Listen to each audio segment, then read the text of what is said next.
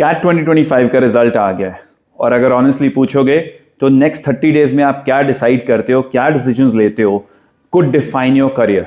इस वीडियो में हम बात करेंगे उन सब स्टूडेंट्स की जिनके 90 परसेंटाइल स्कोर आया है कैट में, जिनका 80 परसेंटाइल आया है, और एक इंपॉर्टेंट बात ये भी करेंगे कि जिनका 80 से नीचे आया है क्या उनको कैट एग्जाम को रिपीट करना चाहिए। सो वीडियो को एंड तक देखो, it will be very very informative. सबसे पहले एक कंफ्यूजन क्लियर कर देता हूं, कैट का रिजल्ट इज नॉट एवरीथिंग। आपके एकेडमिक्स कैसे हैं, आपके पास कितना वर्क एक्सपीरियंस है, एंड मोर इंपॉर्टेंटली आपका जीडी और इंटरव्यू कैसा जाता है फाइनली, वो बहुत ज्यादा मैटर करता है at the end of it. So सिर्फ कैट रिजल्ट ही सारा कुछ डिसाइड नहीं करता। इसीलिए सेम परसेंटाइल पे किसी को कॉल आता है, किसी को कॉल नहीं आता, और इसी वजह से परसेंटाइल को कॉन्टेक्सचुअल देखना चाहिए, एज अ नंबर नहीं देखना चाहिए। नाउ अगर 95 परसेंटाइल से ऊपर का स्कोर आया है तो कांग्रेचुलेशंस, आपके लिए कैट का पर्पस अब खत्म हो गया। अब आपके लिए ज्यादा इंपॉर्टेंट है कि इंटरव्यू के लिए प्रिपेयर कैसे करते हो, ग्रुप डिस्कशन के लिए कैसे प्रिपेयर करते हो, एंड एसओपी कैसे प्रिपेयर करते हो। और एक क्वेश्चन जरूर अपने दिमाग में रखो कि जब इंटरव्यू में जाना है तो ये चीज ध्यान में हमेशा रहनी चाहिए कि क्यों ये पर्टिकुलर कॉलेज आपको चूज करना है। इसकी क्लैरिटी आपके पास हमेशा रहनी चाहिए, because I will tell you one thing, 95 percentile पे भी रिजेक्शंस होती हैं और बहुत सारे लोग रिजेक्ट हो जाते हैं। 95 percentile is not enough to get into the top colleges like IIM Ahmedabad, IIM Bangalore and all these colleges.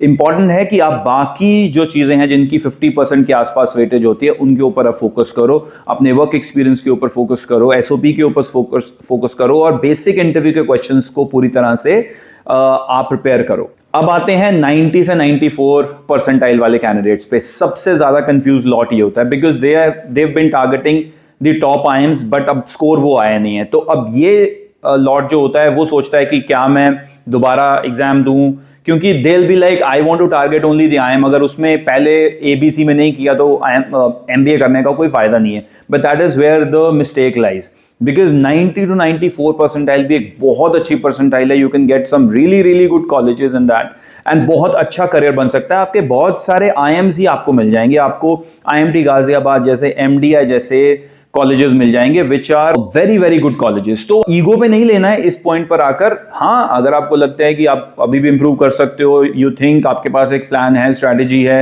अब 90 से 94 आए हैं तो 94 से 98 भी लेकर आ सकते हो नेक्स्ट ईयर में। If you want to take that risk, if you want to go that route, you can. But मेरे ख्याल से 90 से 94 परसेंटाइल में you can get some awesome colleges जो कि आपका करियर बना भी सकते हैं।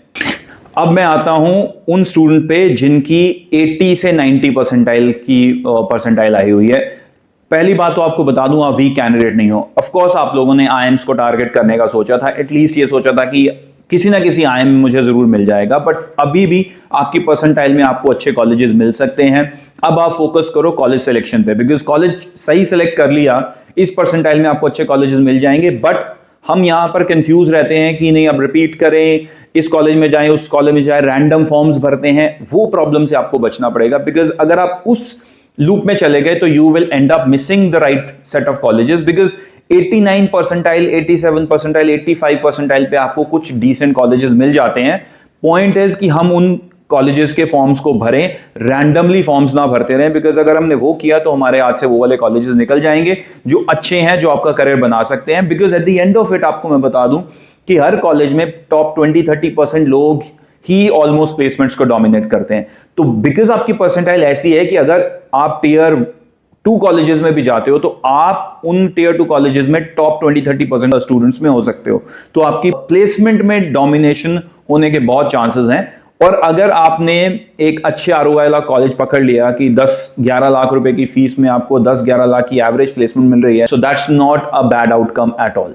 सम ऑफ द कॉलेजेस जो आप इसमें टारगेट कर सकते हो, आप आईएमआई ट्राई कर सकते हो, तापनी ट्राई कर सकते हो, केजे सुमैया जैसे कॉलेजेस को टारगेट कर सकते हो। सो 80 to 89 में आपको काफी अच्छे अच्छे ऑप्शंस मिल जाते हैं। अब आता है सबसे सेंसिटिव सवाल, 80 परसेंटाइल से नीचे आया है तो अब क्या कैट रिपीट किया जाए?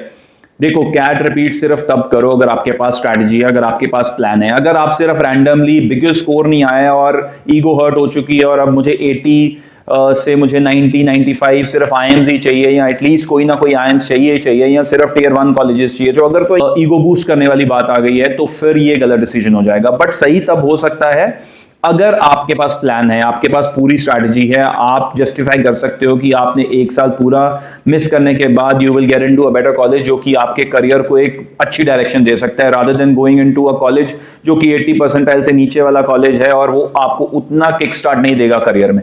अगर आपके पास प्लान है, स्ट्रैटेजी है, अगर आपके पास डायरेक्शन है, अगर आपके पास उतनी पेशेंस है, अगर आपके पास उतने रिसोर्सेज हैं और अगर आप अपॉर्चुनिटी कॉस्ट को इवैल्यूएट करके ये डिसीजन ले रहे हो, तो ड्रॉप करना is not a big decision. बहुत सारे लोग ड्रॉप करते हैं, परसेंटेज वाइज अगर मैं कहूं तो बहुत ज्यादा लोग ड्रॉप नहीं करते, बट ऐसा भी नहीं है कि लोग ड्रॉप नहीं करते और ड्रॉप करके परसेंटाइल नेक्स्ट ईयर में इंक्रीज भी करते हैं, दैट ऑल्सो हैपेंस। बट उन सबके पास अपना प्लान होता है। अगर आपके पास भी प्लान है तो definitely you can also do that. So it's a big call because dropping a year is not a small thing, but drop करके ऐसा नहीं होता है कि डेफिनेटली आपका पूरा साल खराब ही होने वाला है। You can actually make something big out of it if you plan it properly. 3 चीजें जो हर एमबीए एस्पिरेंट को याद रखनी चाहिए। पहली बात, परसेंटाइल से ज्यादा इंपॉर्टेंट होता है इंटरव्यू की प्रिपरेशन।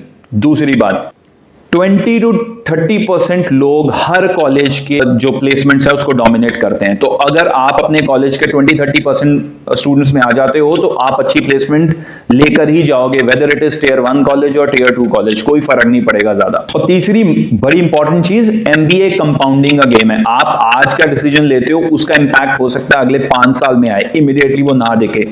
अगर आप ईयर आज ड्रॉप करने का सोच रहे हो सकता है उसका इफेक्ट आपको 5 साल बाद दिखे। नहीं ड्रॉप करते हो, किसी कॉलेज में आप ज्वाइन कर लेते हो, उसका भी डिसीजन का जो इफेक्ट है वो हो सकता है आपको 4-5 साल बाद नजर आए। So it's not immediate that everything would play out, it might take 4-5 years 6 years to play out how you wanted it to play out for you. So at the end, CAT result आपकी worth define नहीं करता। अब आप क्या decisions लेते हो वो decide करेगा कि आपकी करियर डायरेक्शन क्या होगी और आप कितने सक्सेसफुल होगे। फिर भी कंफ्यूज हो तो कमेंट करो, जो सवाल है पूछो, और इन केस कोई चीज डिटेल में डिस्कस करनी है तो कॉल करो, number is mention in the video. Thank you very much.